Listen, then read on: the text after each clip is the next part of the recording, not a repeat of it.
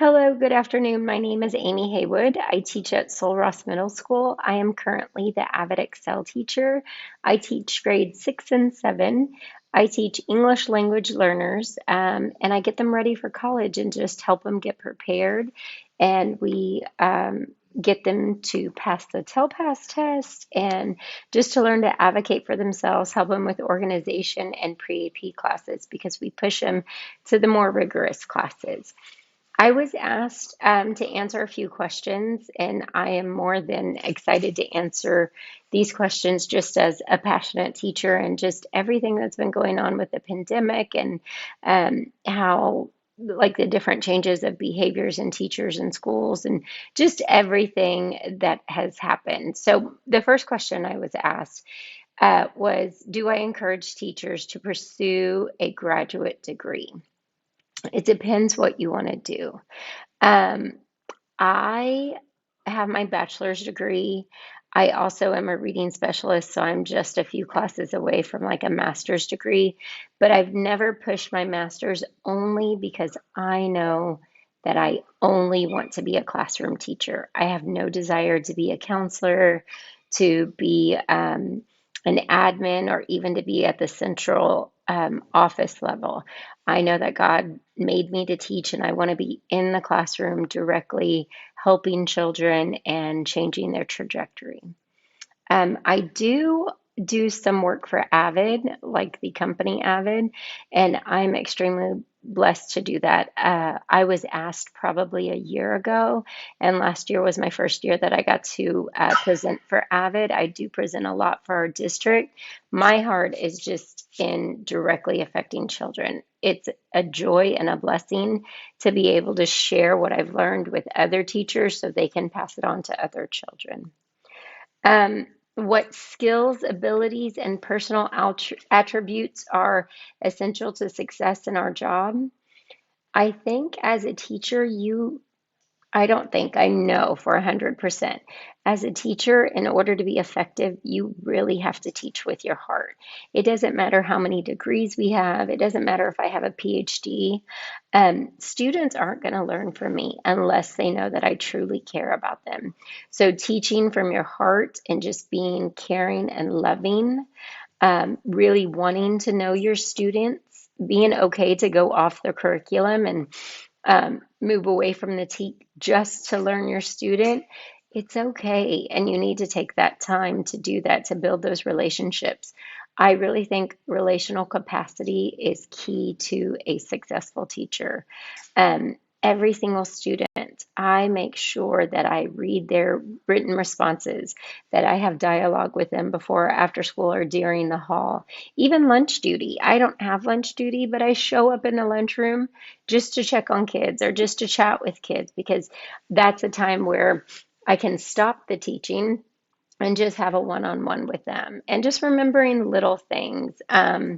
I have taught at the same school for the last 22 years, and there is no other place I would dream of going. And it's been surreal to be able to teach the brothers and sisters. And recently, I am now teaching one of my own students' children. So that is just amazing and a blessing. Um, Number 3 says, in what way do you empower other teachers to be leaders and to be role models for students?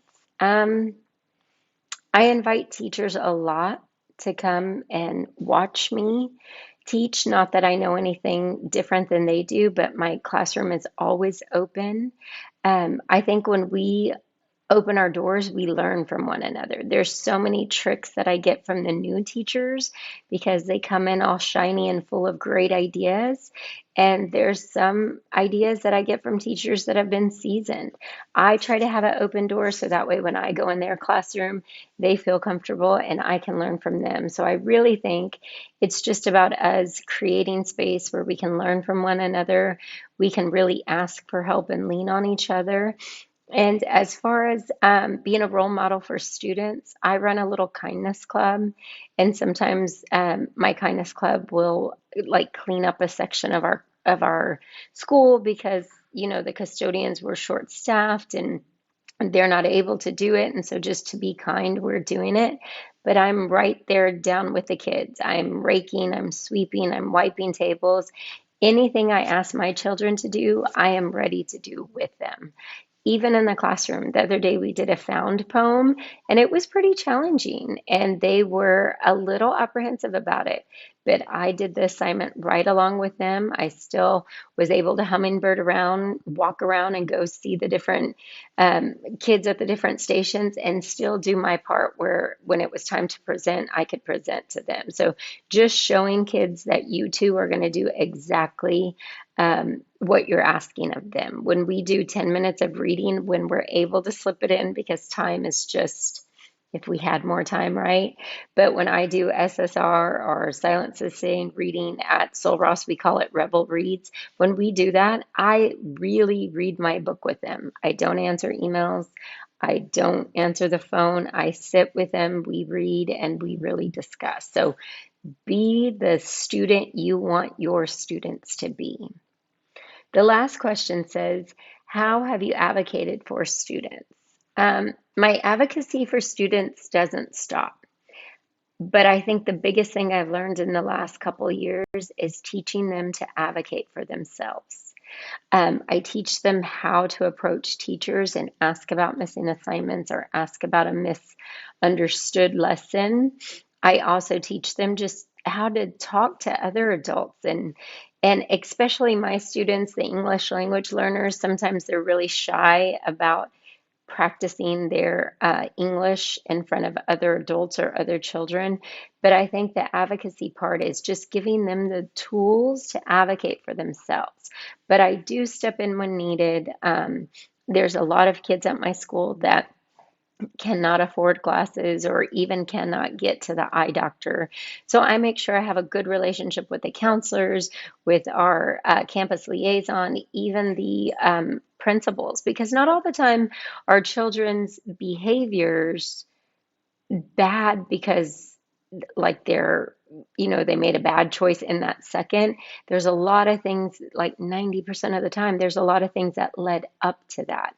So I always make sure that I know my child and that I'm advocating for them and that I'm getting the best situation possible for them without making excuses. I hold my kids up to high, high, high standards, but I'm not going to give them excuses like, poor you, I know that you don't have this or you can't afford this. I don't let that be any of their high standards met. I push them with rigor. I help them get to where they need to be, and I help them advocate for themselves with things they need, whether it's a school project. There's a teacher who has them do this 3D diorama and blah, blah, blah, blah, blah.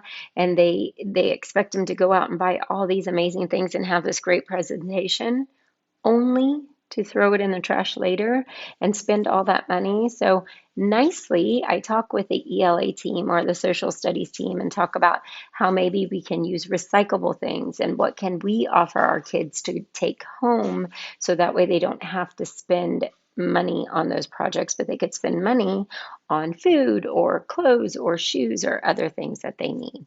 I think education is all about teamwork. It truly takes a village. It's not just one person, it takes a village. I think I am the teacher that I am only because I have so much support and so many good teachers around me that I'm able to do my job to the best of my ability. I hope this answered a lot of things.